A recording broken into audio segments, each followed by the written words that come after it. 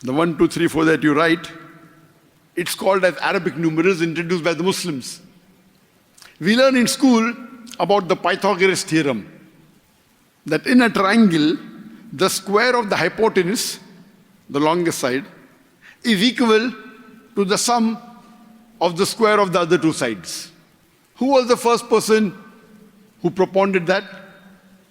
Nasruddin al-Tusi, Muslim.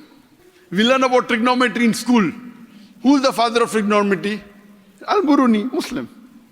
At the time when Newton, Galileo and Descartes, when they said all laws are absolute, Al-Kindi at that time said they are relative. All laws are not absolute. Later on, Albert Einstein comes, centuries later, and propounds, speaks about theory of relativity. And people accept it. So in our school book, we read about Albert Einstein, we don't read about Al-Kindi. Al-Kindi, much before Albert Einstein, he proposed the theory of relativity. We know of the three brothers, Muhammad, Ahmad, Hassan Shakir, who at the degree of the Red Sea, they told the surface area of the earth at a time when people thought that the earth was flat. At a time when people thought the earth was flat, they said it is spherical. And they told the surface area of the earth at that time, centuries ago, which if you compare with today's knowledge, it's quite accurate, very close to it. In the field of chemistry, who is the father of chemistry? We are told it is Geber. It's not Geber, it is Jabir ibn Hayyan. They Latinized the Arabic word Jabir into Geber, so we think it's a Westerner. The father of chemistry is not Geber, it is Jabir ibn Hayyan. And he distilled alcohol and he used it from the Arabic word al-gul, meaning evil spirit. You're the first person who did it. He's called the father of chemistry. We know about Muhammad Zakaria Razi, who wrote the treatment of smallpox and measles. History and science tells us today that Ali ibn Abbas wrote 20 volumes on theory and practice of medicine. You know, very often we hear Avicenna, Aristotle of the East, Avicenna. It's not Avicenna, it's Ali ibn Sina. Avicenna sounds like a Western name. It's Ali ibn Sina. He was called as the Aristotle of the East. So there are umpteen examples when Muslims were on top of the world in science and technology. From the 8th to the 12th century and close to that, we were on top of the world. But today we look at the Muslims, everyone is harassing us. Everyone is looking down on us. Why? At that time, the Muslims were close to the Quran and Sunnah.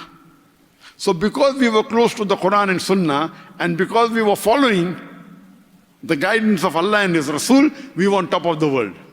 Today we Muslims have gone away from Quran and Sunnah, and that's the reason we are in this position today. We are looked down upon. We are being harassed everywhere in the world.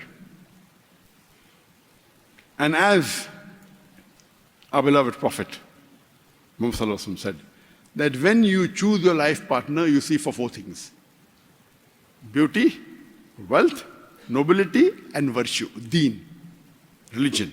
And the best is religion. And I remember in the early 90s, when I was 25 years old, I was inspired by Sheikh Ahmad Didat, if you know my background. I was involved in the field of dawah. I was a full-time da'i. I wanted a life partner who was also da'i. Virtue, I wasn't bothered about beauty, I wasn't bothered about wealth, I wasn't bothered about nobility. I wanted virtuous da'i. That was my only criteria, one criteria. And for a couple of years, 2-3 years, and my sister, she was, trying to find. But after she finds, then otherwise I'm not going to look at it. She'll find and then she'll maybe take the preliminary interview. And I could not find any for 2-3 years, no one. Finally, in the city of Pune, 160 kilometers from Bombay where I live, heard of a girl, and we went, and we met. And alhamdulillah, first girl I saw, and alhamdulillah, she was virtuous and he married her. I'm telling you the story because during the interview, I asked one question. I asked many questions. One of the questions I asked her was, if someone gives you 10 lakh rupees, what will you do with it? So she told me that time, that was in 1993. 1992, I took the interview. We got married in 1993, May 16th. Of 1992 that we had the interview a few months before marriage. And she said, if someone gives me 10 lakh rupees, 10 lakh rupees is about 1 million rupees, I will make an Islamic school. I said, mashallah, very good.